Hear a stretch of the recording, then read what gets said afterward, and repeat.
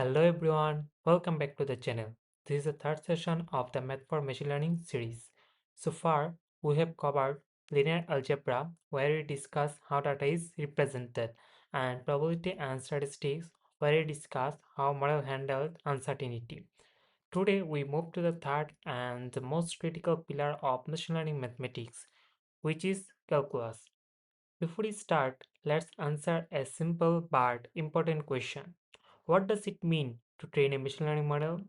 So, training a machine learning model means adjusting parameters so that the model makes less error.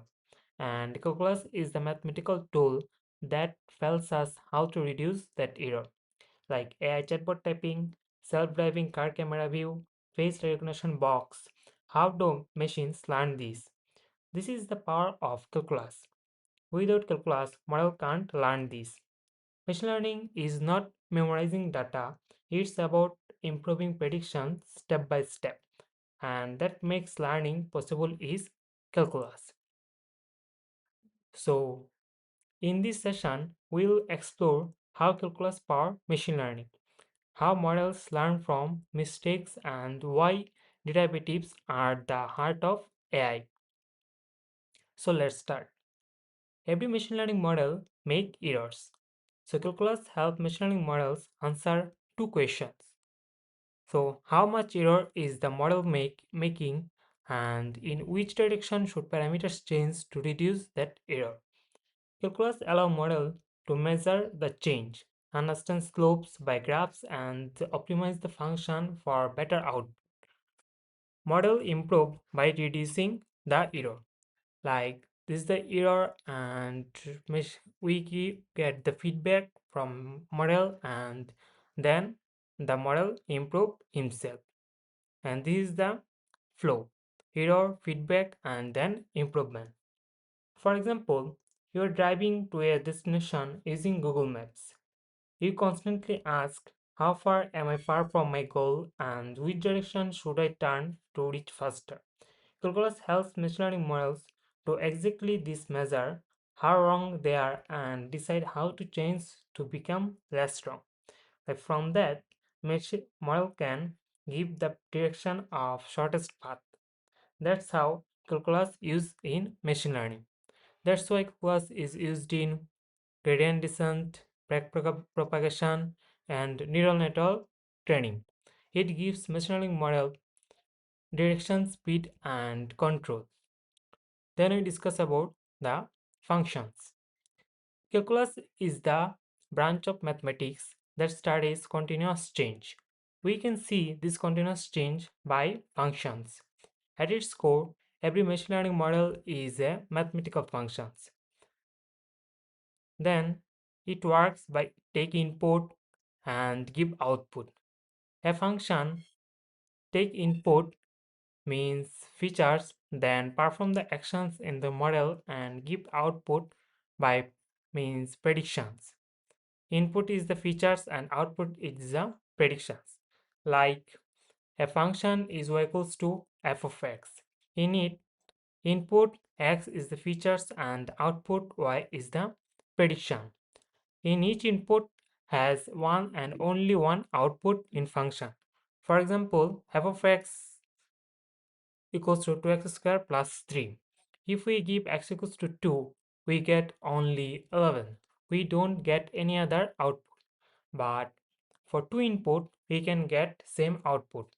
Like if a function f of x equals to x squared, then if we take input like x equals to 1, then we get the output equals to fx or y equals to 1 square means 1. And if we take input x equals to minus 1, we also get the output y equals to 1. So if we take two input like 1 and minus 1, we get only one output or same output. This is only 1. Now you can say that where function used in machine learning. For example, in house price prediction, model need size, location, and rooms of the house. Then the model can predict the price. Basically, model use a function of size, location, and rooms to make prediction by calculus. Like this is the input x, and the input x is the house size, location, and rooms. Function basically is the model which is predicts the price.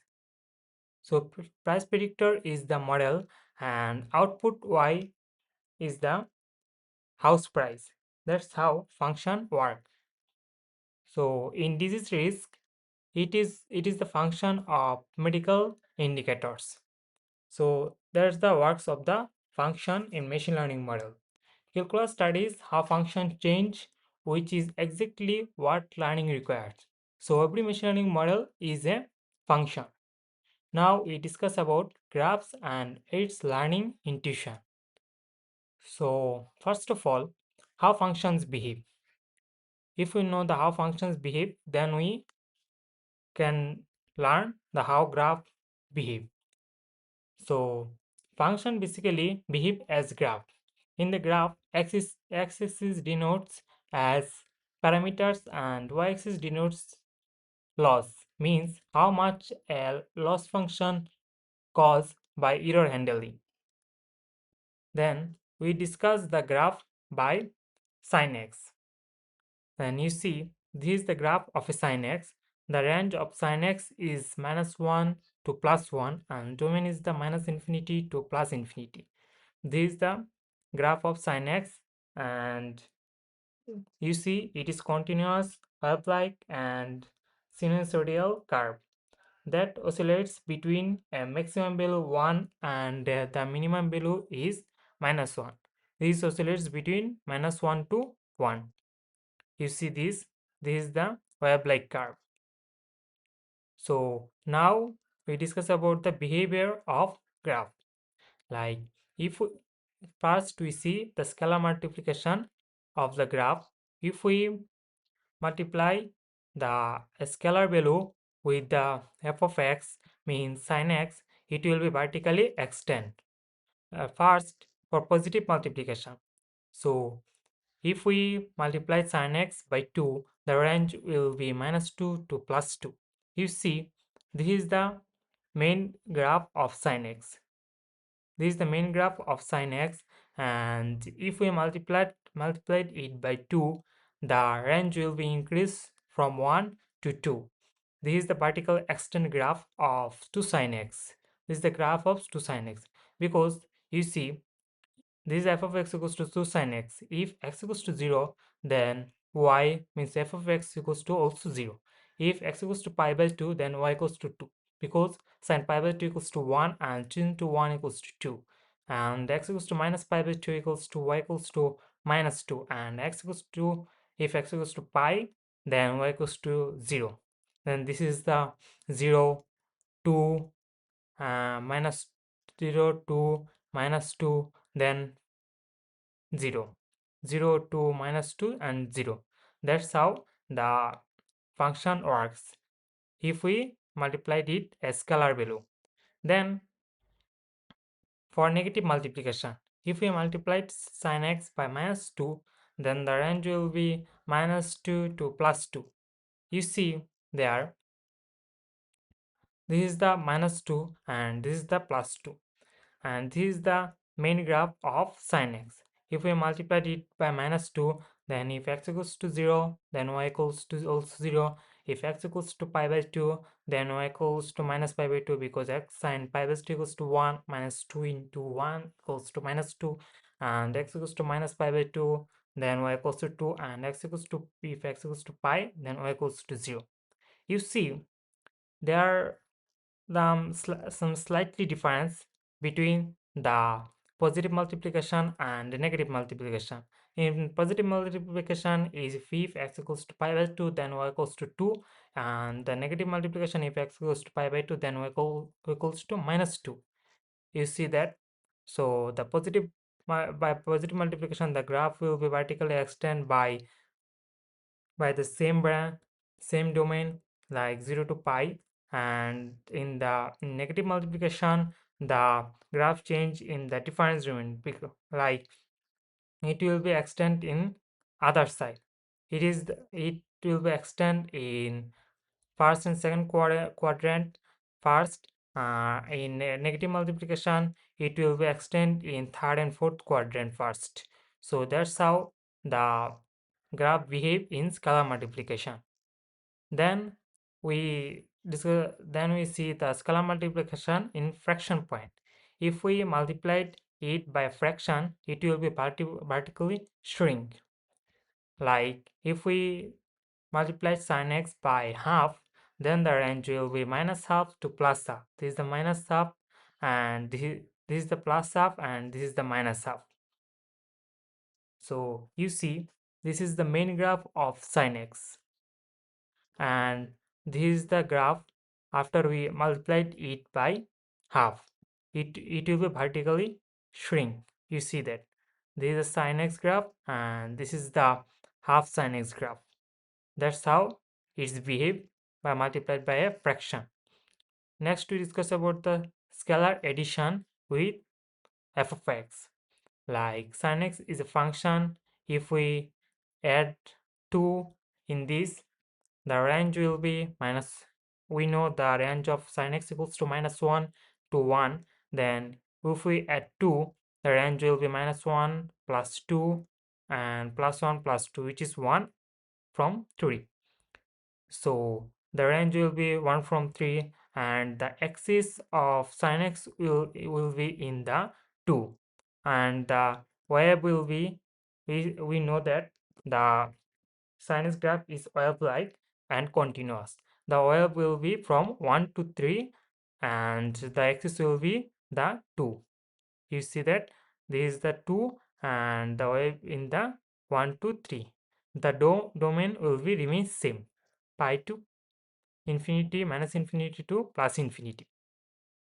So this is the scalar addition, and then the scalar subtraction. In the scalar subtraction, this is like in from addition. Like if we subtract minus 2 from sin x, the range will be minus 2, minus 1, minus 2, and minus 1, 1, minus 2. So the range will be minus 3 to minus 1. This is the thing.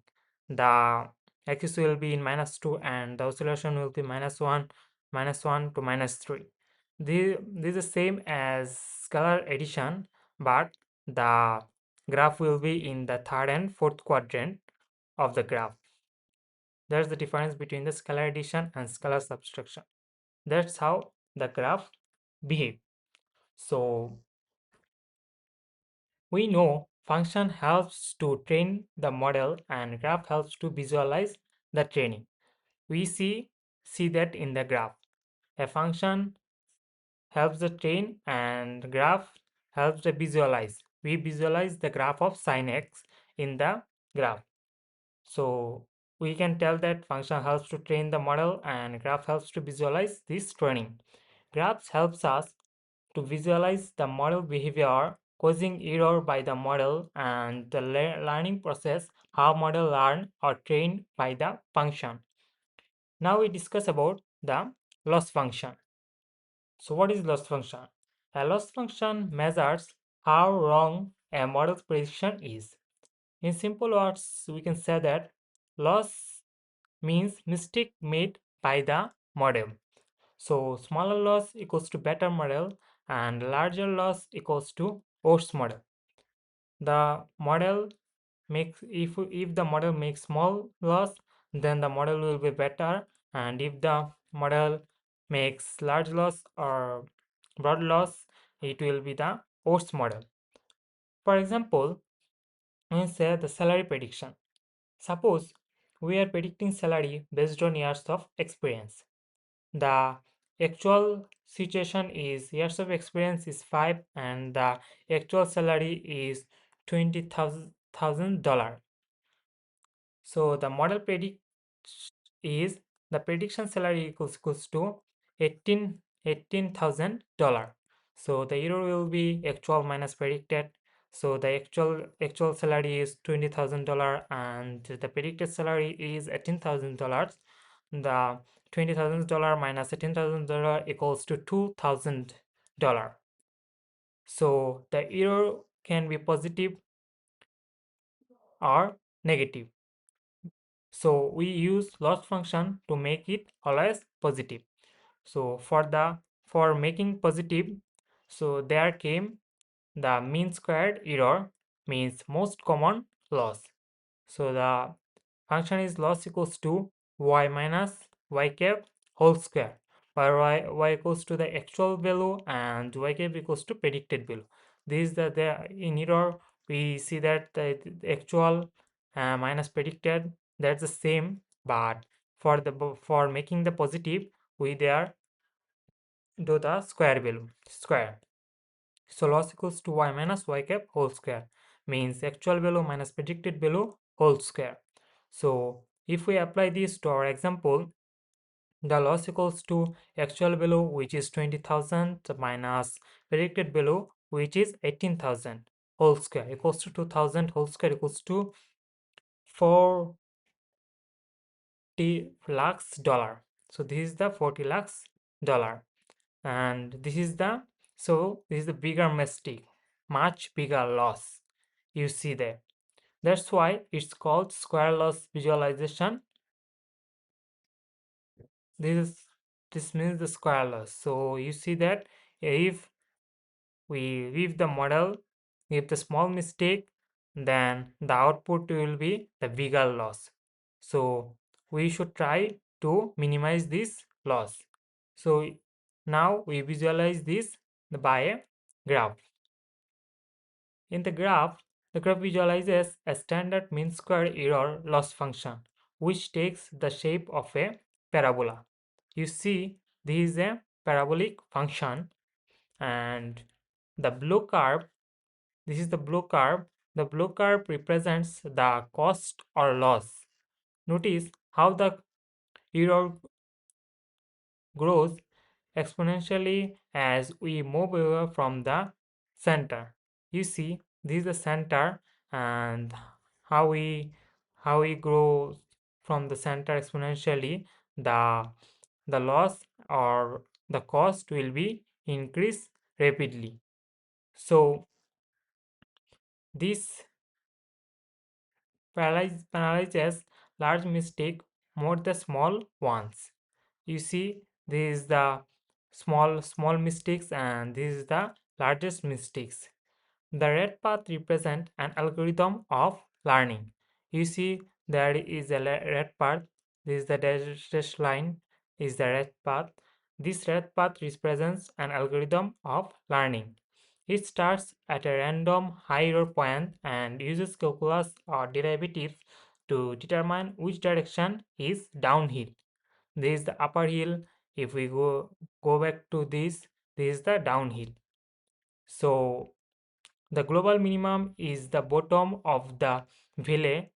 At this is the global minimum. You see, this is the global minimum, and this is the bottom of the valley. At this point, the derivative or slope is exactly zero.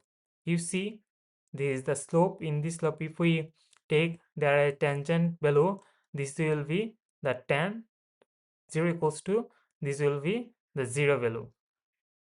So if we take, there will be a tangent below, but in this point there is no tangent below, means there is 0. So the global minimum is 0. So this is the goal of our model. We take the global minimum in 0, means 0 loss or 0 error. So this is the goal of any machine learning model, to find the parameter white where the error is as close to as possible. So now you can say that why it matters. Without a loss function, an AI or a mathematical model wouldn't know if it's getting better or worse. It provides the feedback loop necessary for learning by using derivatives to find the bottom of that U-shape. We find the most efficient solution to any given problem. You see, this is the U-shaped graph, and by this graph, we find the most efficient solution to any given problem. Now we discuss about the limits. A limit describes what happens when a value gets close to another value. Like, it answers what happens when we get very close to something. They help to measure instant change. Like see in the graph, this is a graph, we draw a line here.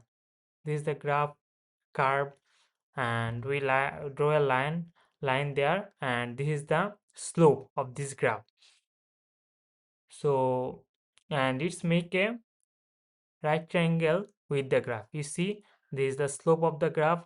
If we make the graph, this is the right triangle and this is the angle of this right triangle. This is theta, and this is the base of this graph.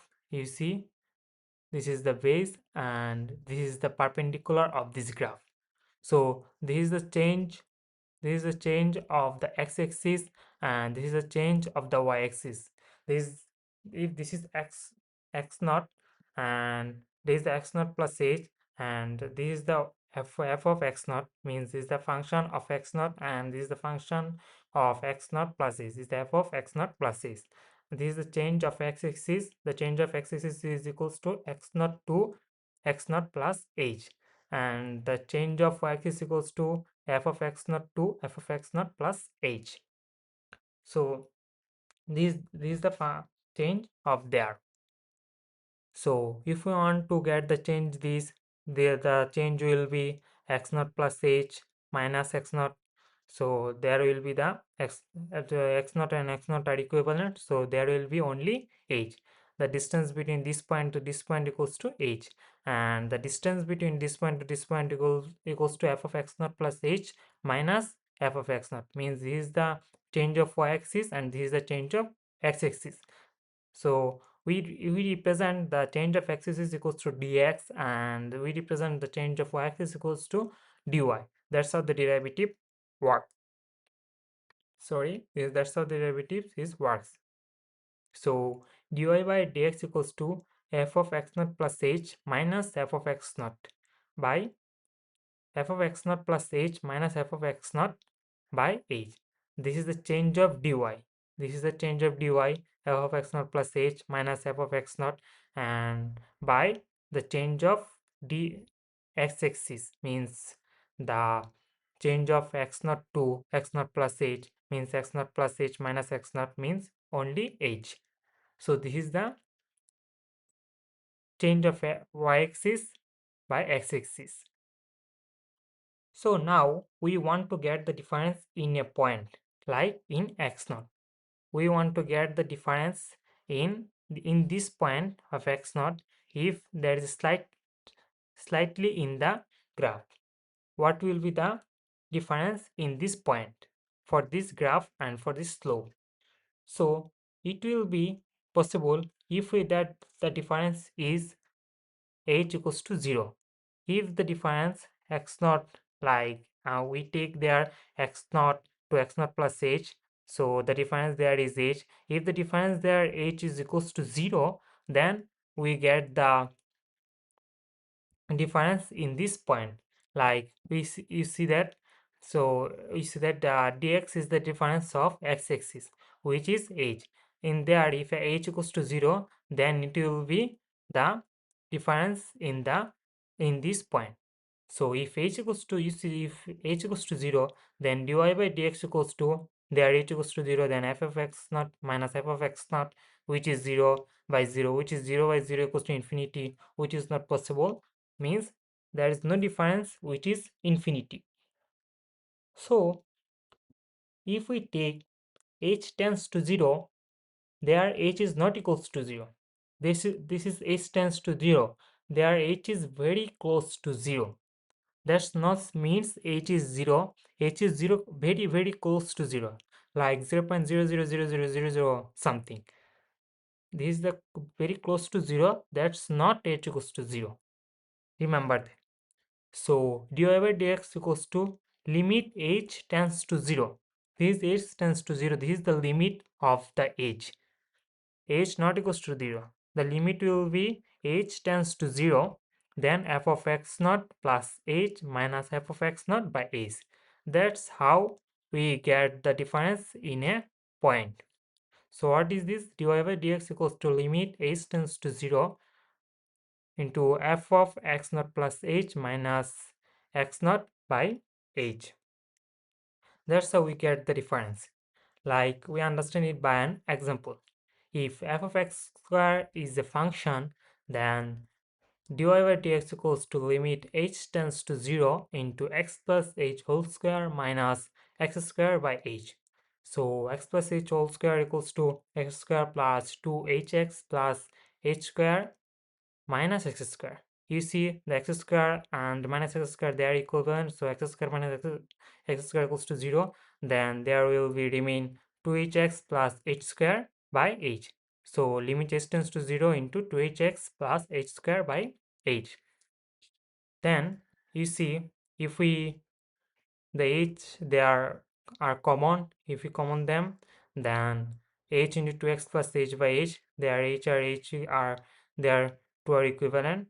So if we cross them, then there will be remain 2h 2x plus h. So limit h tends to 0 into 2x plus h.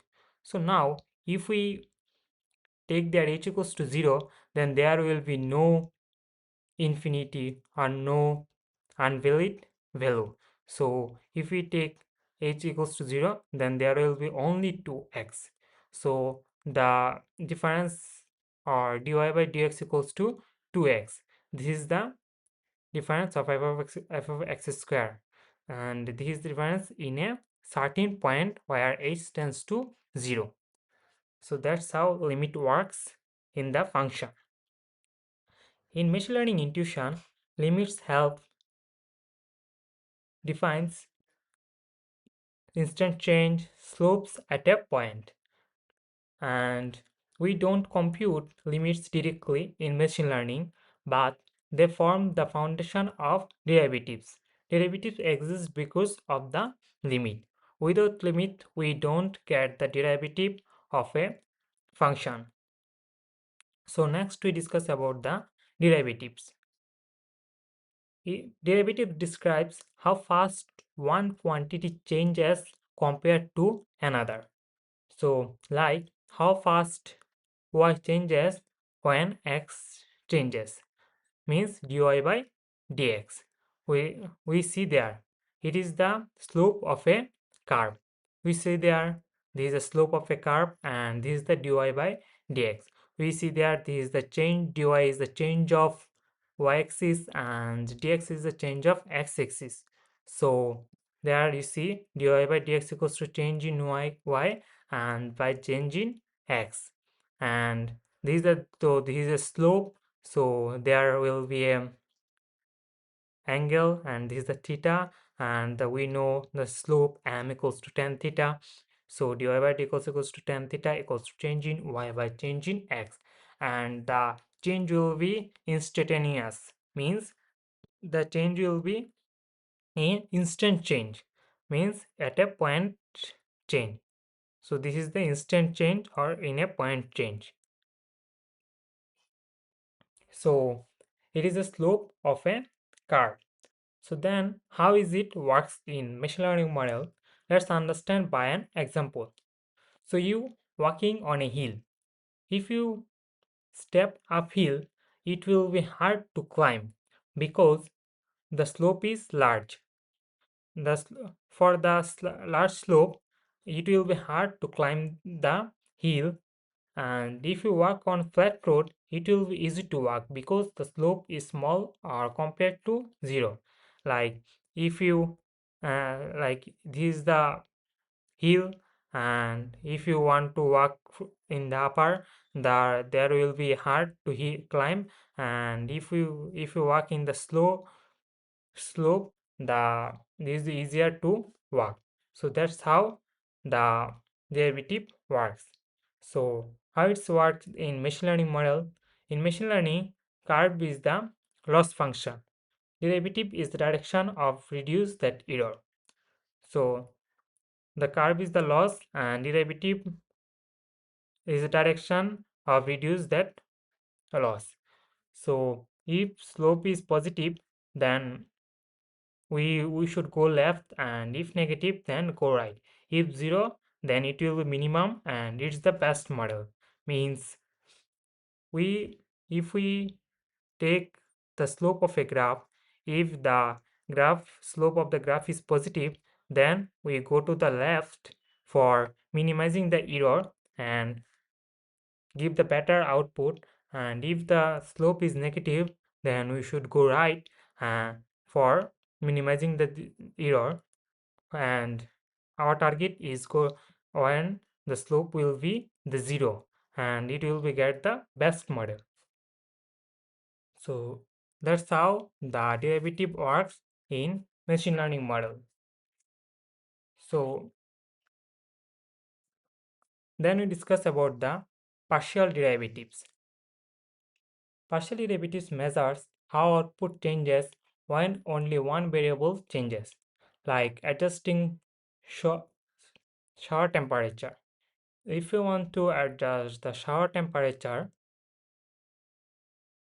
like the hot knob affects heat and the cold knob affects the cold. If we click the hot knobs, it will give the heat water, and if we click the cold knob, it will give the cold water. You turn one knob at a time to get perfect temperature. Most machine learning models depends on multiple parameters like the knobs. You see, there are many value in the knobs of temperature. So there are many multiple parameters also in machine learning models. Partial derivatives measure the change with respect to one parameter at a time, keeps others the constant. In partial derivatives measure the change respect to one parameter like one or cold knobs or heat knobs, and keep others content constant, like if you want to 20 or 25 degrees Celsius in the temperature of knobs, then the other knobs like the other temperature will be the constant. That's how the partial derivatives works and helps to measure the machine learning model. So then how machine learning model really works in partial derivatives. So neural networks have thousands of wires like knobs. Partial derivatives tell how each wire affects error and how much error should change. So one wire will be the change of one partial derivatives. So next we discuss about the chain rule. So the chain rule allow us to differentiate complex function made of simpler function. So if we get the function is bigger, then the derivatives will be much harder than anything else. Like if the function has value of 10 or 15 or 20 value, then the differentiate or derivative will be more complex. Then if we want to make it simpler function, then the chain rule works. How the chain rule works? Here it works by did, like the function is dy by dx. We take part by part, like it is the du by dy by du into du by dx, like dot. We there we part this function dy by dx into two parts, like dy by du into dy by dx. First we do this, then we do this. That's how the chain rule works. Like we understand it by an example. Like if y equals to f of g of x, then there u is the g of x and y is the f of u. So if g of x equals to u, then y equals to f of u. So dy by dx equals to f of g of x equals to dy by du, first we derivative by u, then we derivative by x. That's the chain rule. So this is the outer function, which is dy and means f of u, and then we work in the inner function, which is g of x. If outer function works, if we do the outer functions, it will be easier to do the full derivative of the complex of this complex function. Like for an example, this is the function of 3x plus 2. If we derivative this, it will be much complex than simpler one. So we take action by two parts, outer part and inner part. Like g of x equals to 3x plus 2. This is the inner part, which is u, and g of x equals to f of x equals to e to the power 4 equals to y. This is the outer part. So first we do the outer part, the derivatives, then we do the inner part derivatives. Like first, if we first do the outer part derivatives, this will be the dy by du equals to du ddu into e to the power 4. The you the output will be 4 e to the power 3, because we know that, like, in differentiation or in derivatives rule, there has a rule. So what is the rule is, if ddx of n ddx of n or ddx of something, um ddx of at to the power n or ddx of at to the power something, then the derivatives will be n into x to the power n minus 1. The n will become first in the back, and then will be x to the power n minus 1. So there you see. So what is the rule is, so if d by dx equals to x to the power n, then this equals to will be n into x to the power n minus 1. So what the thing is there, so d du of e to the power 4 equals to, the 4 will be come in front of the u, and then it will be u, and then 4 minus 1, therefore equals to n, and d equals to x. So n, what we know, n into x to the power n minus 1. So this will be the 4 into e to the power 4 minus 1, which is 3. So 4 e to the power 3. So this is the differentiation or differentiate of outer function. Then we do the differentiation or differentiate of inner function. So then which is the u function. And there you see, we take it by u, g of x equals to 3x plus 2 equals to u. So du by dx equals to ddx of 3x plus 2. So we know in differentiation, if we derivative of a constant, this will be 0. So what's the differentiation of 3x plus 2? First we differentiate it by 3x, then we do the 2. So first, if we do the 3x, then what we know, so ddx of x to the power n will be n x to the power n minus 1. So their n will be 1, and x, this is x. So 1 into x to the power 1 minus 1, 1 minus 1 equals to 0. So x to the power 0, we know that x to the power 0 equals to 1, x to the power 0 equals to 1. So there will be 3 into 1 into x to the power 0. We know 3 is constant, 3 is no change, then x 1 1, then 3 into 1 into x to the power 0. So x to the power 0 equals to 1. So 3 into 1 into 1 equals to 3, and plus this is 2. We know that the derivative of constant is always 0. ddx of 2 equals to 0. So 3 plus 0 equals to 3. So this is the outer function of, sorry, this is the inner function of the derivatives of u. So now we do that dy by dx. This is the y function. Dy by dx equals to outer function into inner function. We see that outer function into inner function. So you see, this is the outer function for u cube. There equals to 3x plus 2. So this is the outer function, dy by dx equals to 4 into 3x plus 2 whole cube, 4u cube. You see, this is the 4u cube. So u equals to 3x plus 3. So 4 into 3x plus 3 whole cube into This is the outer function work, and then the inner function work.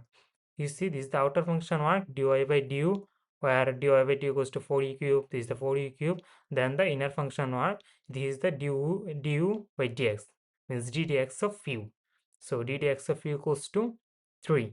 There we get the 3 of d dx of u.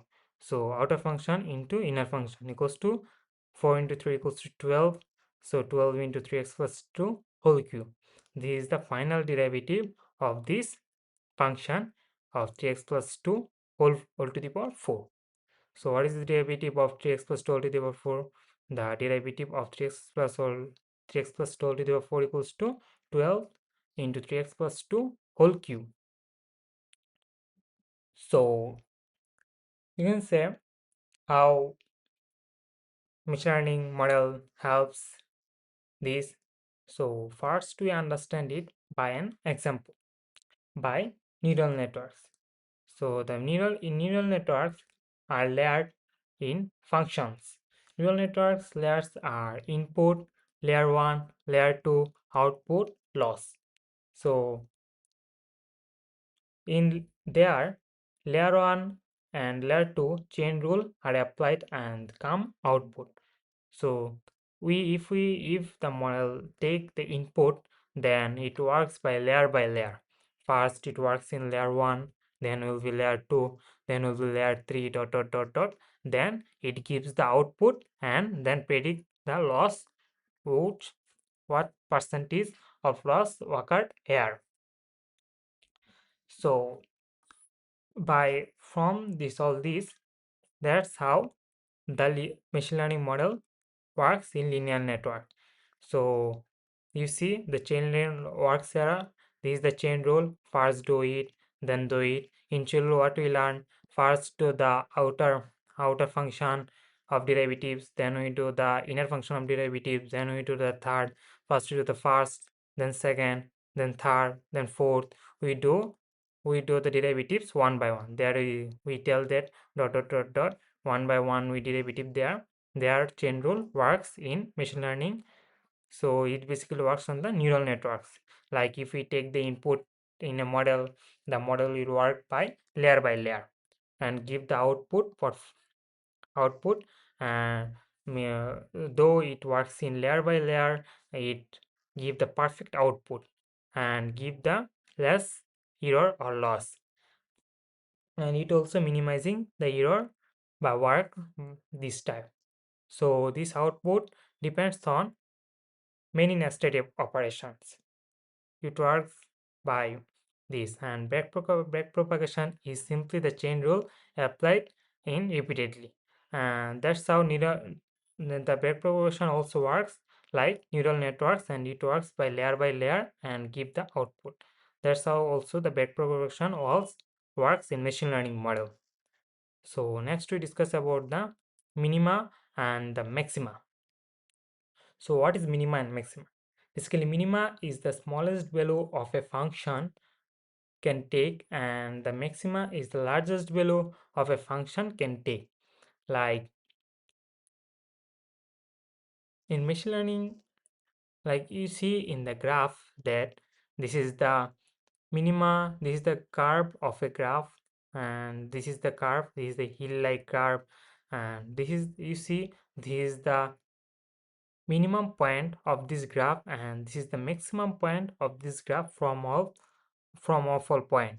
So this is the minima value of this graph, and this is the maxima value of this graph. So you can say that how it works means minima maxima works in machine learning model. So in machine learning model, minima works like minima is the lowest point in machine learning. It means best model, like which occur less error. Minima means occurs in less error, and we know if a model makes less error, then the model will be the best model. And maxima is the highest point, where in machine learning model it means the best probability and rewards. So in machine learning model, maxima means the best probability and best rewards. So that's how the minima and maxima works and means in machine learning model. So Machine learning is the process of minimizing the mistakes and maximizing the confidence using calculus.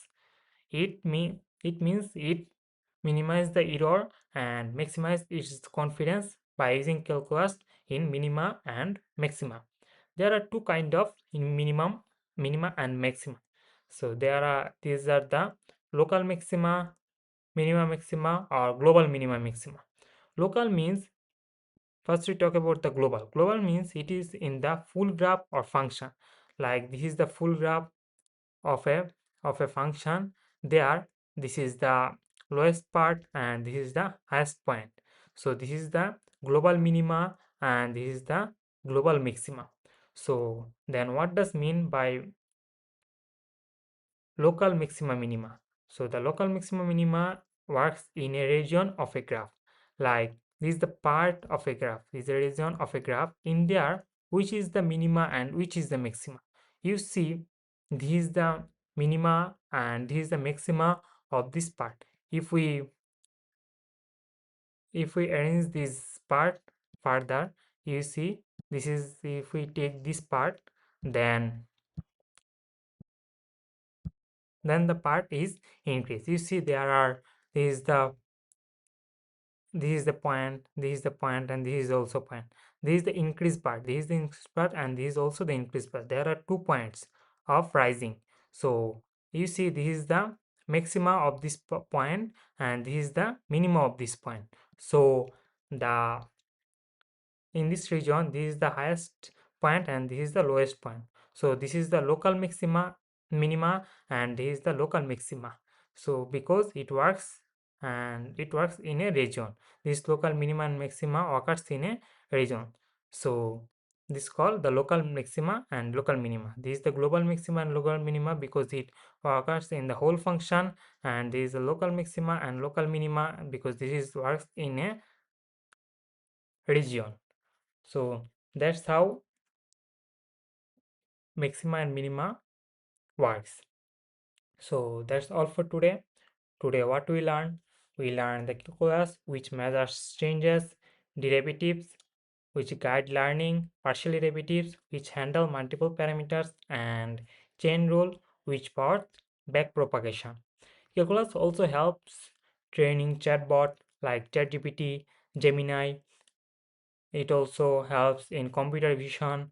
It also helps medical diagnosis and also fraud detection in machine learning methods. So machine learning model works by using calculus and helps the model like this. So in the next session we will cover optimization and gradient descent for machine learning. If this video helped you, then like, share, and subscribe. Thank you for watching. See you in the next session. Bye all. Bye.